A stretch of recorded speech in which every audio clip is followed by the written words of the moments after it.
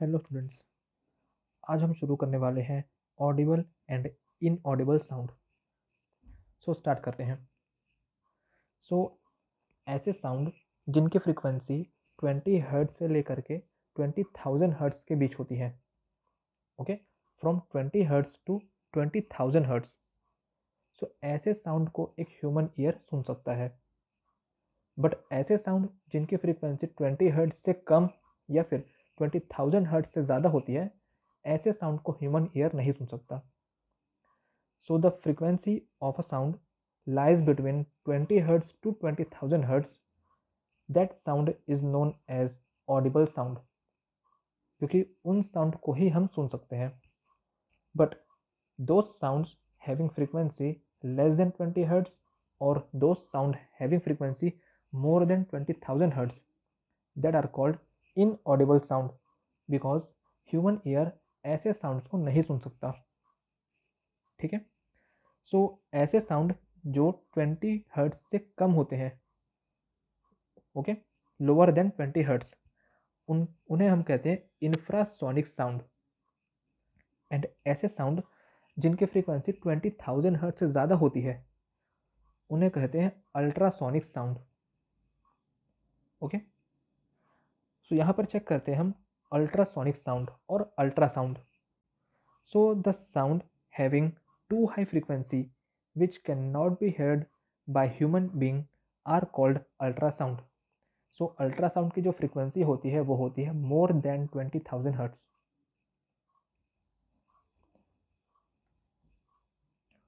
अब चेक करते हैं द एप्लीकेशंस ऑफ अल्ट्रासाउंड।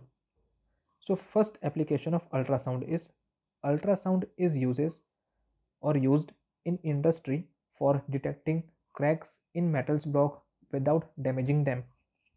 यहाँ पर चेक करते हैं इसका मतलब क्या है। जैसे हम बात करते हैं इन एनी फैक्ट्री, ओके, ये ऐसी फैक्ट्री जहाँ पर मेटल के पीस बनते हैं। अब बड़े बड़े मेटल पीस में हो सकता है कहीं पर कोई क्रैक हो, जो कि ऐसी जगह हो जहाँ हम देख नहीं सकते। तो अगर हमें पता लगाना है कि किसी मेटल पीस में कोई क्रैक है या नहीं, तो उसे हम कैसे पता लगाएंगे। जैसे इमेजिन दैट कि यहाँ पर कोई क्रैक है, ओके, और ये क्रैक हमें दिखेगा तो है नहीं, इसलिए हम इस मेटल पीस को अल्ट्रासाउंड के पास रखते हैं एंड इस मेटल पीस से अल्ट्रासाउंड पास कराते हैं। यहाँ आपको दिख रहा होगा कि अल्ट्रासाउंड जो है वो एग्जैक्टली पास हो जा रहा है। बट जब ये अल्ट्रासाउंड किसी भी क्रैक से स्ट्राइक करता है, तब ये ultrasound making some angle reflect back हो जाता है। ओके, एंड इस तरीके से उस डिवाइस को पता चल जाता है कि कहाँ पर और किस साइज का क्रैक प्रोड्यूस हुआ है या फिर है उस मेटल पीस में। ये तरीका होता है to find the crack in the metal piece. ठीक है, जहाँ भी क्रैक होगा अल्ट्रासाउंड उससे पास नहीं हो पाता, वो स्ट्राइक करके वापस आ जाता है। और इस तरीके से हमें डिस्प्ले में एक फॉर्मल पैटर्न दिख जाता है कि वो साइज जो होगा क्रैक का या फिर जो पोजीशन है क्रैक का वो कहाँ पर है और कितना बड़ा है। ये होता है पहला यूज़ ऑफ अल्ट्रासाउंड। इसके बाद यही अल्ट्रासाउंड यूज़ होता है to investigate the internal organ of the human body such as liver, gall bladder, pancreas, kidneys and hearts. Okay, ये नाम आपने सुना होगा अल्ट्रासोनिक। अल्ट्रासोनिक जो है वो अल्ट्रासाउंड से ही आया है और अल्ट्रासोनिक का यूज़ होता है to detect the human parts under the human body. इसके बाद जो थर्ड है and which is most important uses of ultrasound, it is the use of ultrasound in sonar. सोनार का फुल फॉर्म होता है sound navigation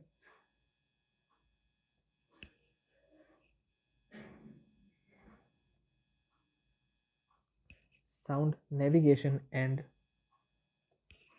ranging. It is the full form of sonar. So sonar का use होता है बड़े बड़े ships में, जिससे हम किसी भी सी लेवल का डिस्टेंस पता लगा सकते हैं। अब यहाँ चेक करते हैं कि ये इसका यूज़ कैसे होता है। सो किसी भी बड़े शिप में सोनार के दो पार्ट्स होते हैं। एक होता है एमिटर, जो कि लगा रहता है, मान लेते हैं यहाँ कहीं पर स्टार्टिंग में, it is emitter.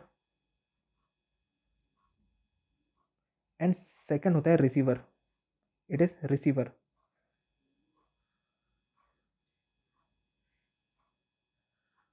It is receiver.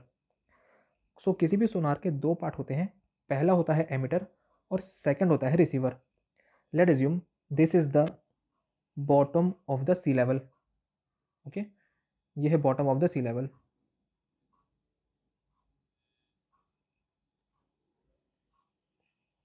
Irregular, ठीक है। It is the bottom of the sea level. So sonar का होता क्या है कि जो एमिटर पार्ट है वो एक हाई फ्रीक्वेंसी का साउंड एमिट करता है towards the bed of the sea और bottom of the sea. So इस तरीके से एक हाई फ्रीक्वेंसी साउंड एमिटर से पास होकर स्ट्राइक करता है बॉटम ऑफ द सरफेस को, लाइक दिस। ओके, एंड जैसे ही ये सरफेस को हिट करता है, ये रिफ्लेक्ट बैक होता है to the receiver, like this, इस तरीके से। सो जैसे ही हम उस अल्ट्रासाउंड को रिसीव करते हैं, हम ये कैलकुलेट करते हैं कि एमिटर से निकलना और रिसीवर तक पहुंचना, इस प्रोसेस में उस अल्ट्रासाउंड को कितना टाइम लगा। ओके, सो हम पता लगा लेते हैं कि टाइम कितना लगा। एंड हमें वेलोसिटी ऑफ द अल्ट्रासाउंड पहले से ही नोन होता है। इट इज़ नोन कि what is the velocity of ultrasound. अब हम वेलोसिटी का फॉर्मूला अप्लाई करते हैं। We know that velocity is equal to distance by time, और we can say that distance is equal to velocity into time. So हमारे पास दो चीज़ तो पहले से होता है, velocity of the ultrasound and time taken by the ultrasound. So इन दोनों को हम मल्टीप्लाई करके निकाल लेते हैं depth of the sea. Okay, इस तरीके से कैलकुलेशन करते हैं और उससे निकल जाता है depth of the sea. So ये होता है सोनार का यूज़।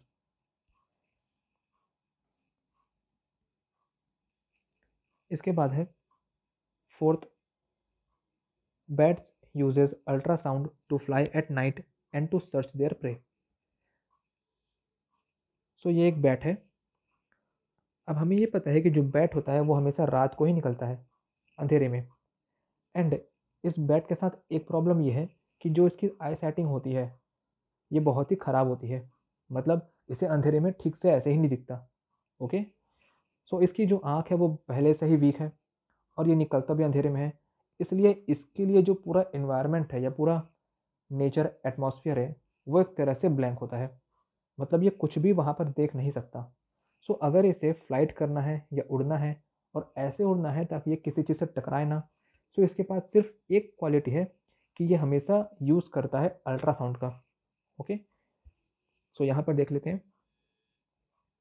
जैसे मान लेते हैं यहाँ पर इसका कोई एक इंसेक्ट प्रे है।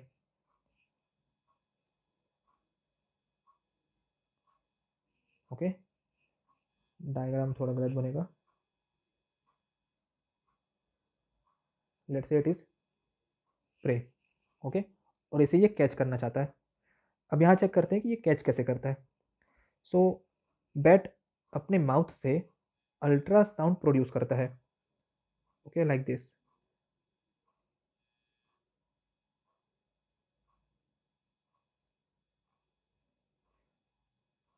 Like this. एंड जैसे ही ये अल्ट्रासाउंड किसी इंसेक्ट से या किसी भी अदर बॉडी से स्ट्राइक करता है, ये तुरंत रिफ्लेक्ट होता है। जैसे स्ट्राइक किया, ये तुरंत रिफ्लेक्ट होगा, लाइक दिस।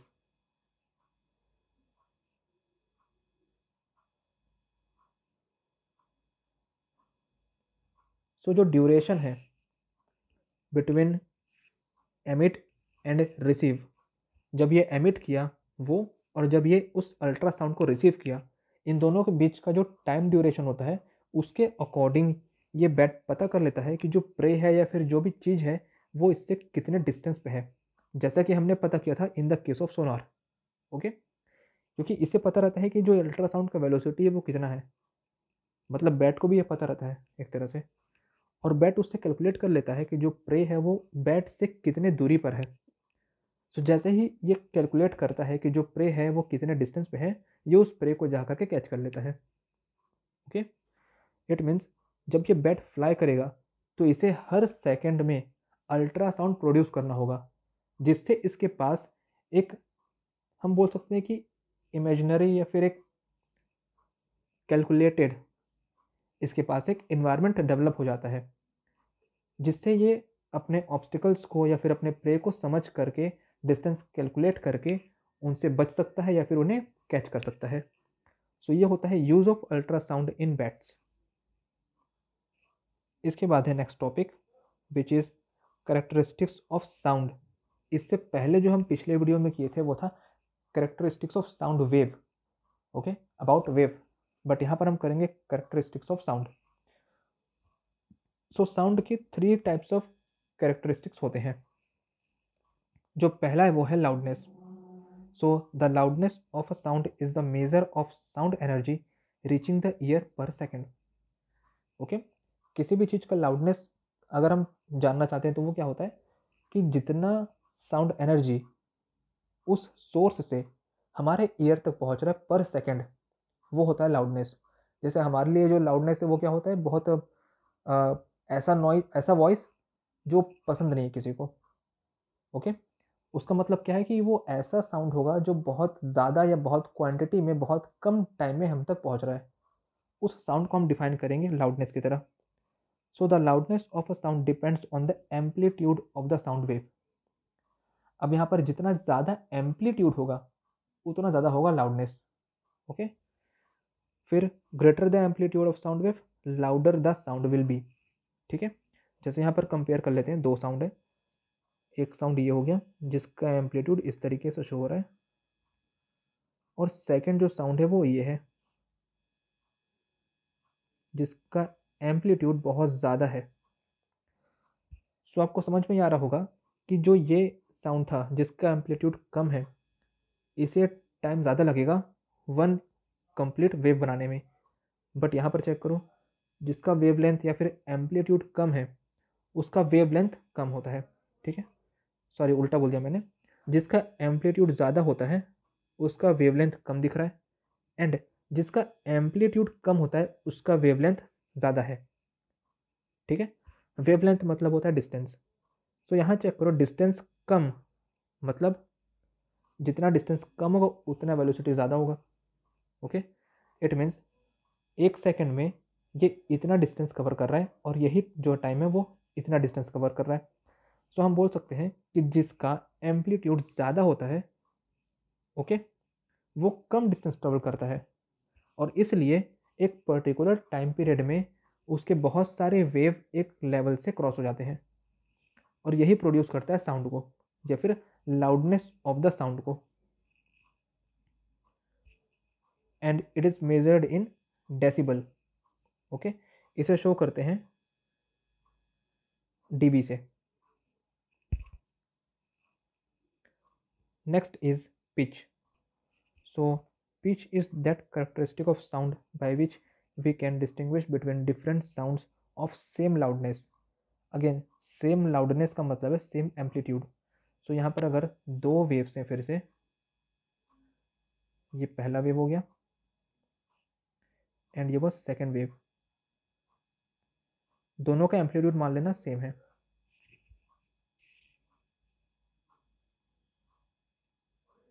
ओके, दोनों केस में जो एम्पलीट्यूड है वो दोनों का सेम है, बट यहाँ पर आपको डिफरेंस क्या दिख रहा है, the difference is in frequency, क्योंकि ये इतने डिस्टेंस में एक वेव आ रहा है और यहाँ पर चेक करते हैं उतने ही डिस्टेंस में 3 वेव आ जा रहे हैं। मतलब एक पॉइंट है, अगर अगर हमारे पास टाइम फिक्स है, सो 1 सेकंड में एक वेव पास होगा इस वाले का, और उतने ही ड्यूरेशन में इस वाले का 3 वेव पास हो चुका रहेगा। इसका मतलब इस वाले का फ्रीक्वेंसी ज़्यादा है एज कंपेयर टू 1। ओके, सो हम बोल सकते हैं कि F2 is greater than F1। सो इसका सिंपल सा मतलब ये हो गया कि जिस साउंड का फ्रीक्वेंसी ज़्यादा होगा उस साउंड का पिच भी ज़्यादा होगा। Okay, so the pitch of sound depends on the frequency of vibration. The pitch of sound is directly proportional to the frequency, जैसा कि हमने अभी चेक किया। Greater the frequency of sound the higher will be its pitch. ठीक है, सो loudness depend करता है amplitude पे एंड पिच डिपेंड करता है फ्रीक्वेंसी पे। The third term is quality of the sound. So quality of the sound ये हमें हेल्प करता है टू डिस्टिंग्विश बिटवीन दो sound which are having same amplitude and same frequency. अगर हमारे पास दो साउंड है जिनकी एम्पलीट्यूड एंड फ्रीक्वेंसी दोनों सेम है, सो उनके बीच अगर हमें डिस्टिंग्विश करना है तो हमारे पास यूज़ होगा ये third cheese which is quality of the sound. And जो क्वालिटी ऑफ साउंड होता है वो डिपेंड करता है शेप ऑफ द वेव पे। जैसे कि मैं यहाँ पर ड्रॉ करके दिखा देता हूँ। मान लेते हैं हमारे पास फिर से दो वेव हैं। एक जो वेव है वो इर्रेगुलर है, लाइक दिस। इर्रेगुलर का मतलब ये है कि वेवलेंथ का सेम होगा सब जगह between two consecutive crust and trough. Amplitude है वो भी सेम होगा सबका, जितना ये है उतना ये होगा। ओके, फ्रीक्वेंसी भी सेम होगा, बट जो शेप होगा वेव का वो इर्रेगुलर है या सही नहीं है। इसके अलावा एक और वेवलेंथ मान लेते हैं। यहाँ पर हमें दिख रहा है कि इसका जो शेप है वो अच्छा है या फिर फेयर है। ओके, सो यहाँ पर हमारे पास दो वेव हैं, एक का शेप इरेगुलर है और सेकंड का जो शेप है वो रेगुलर है। सो हमें देखकर ही समझ आ जाता है कि जो इसका क्वालिटी होगा वो ख़राब होगा। फर्स्ट वाले का जो क्वालिटी है वो बहुत ख़राब होगा एंड सेकंड वाले का क्वालिटी हो सकता है अच्छा हो।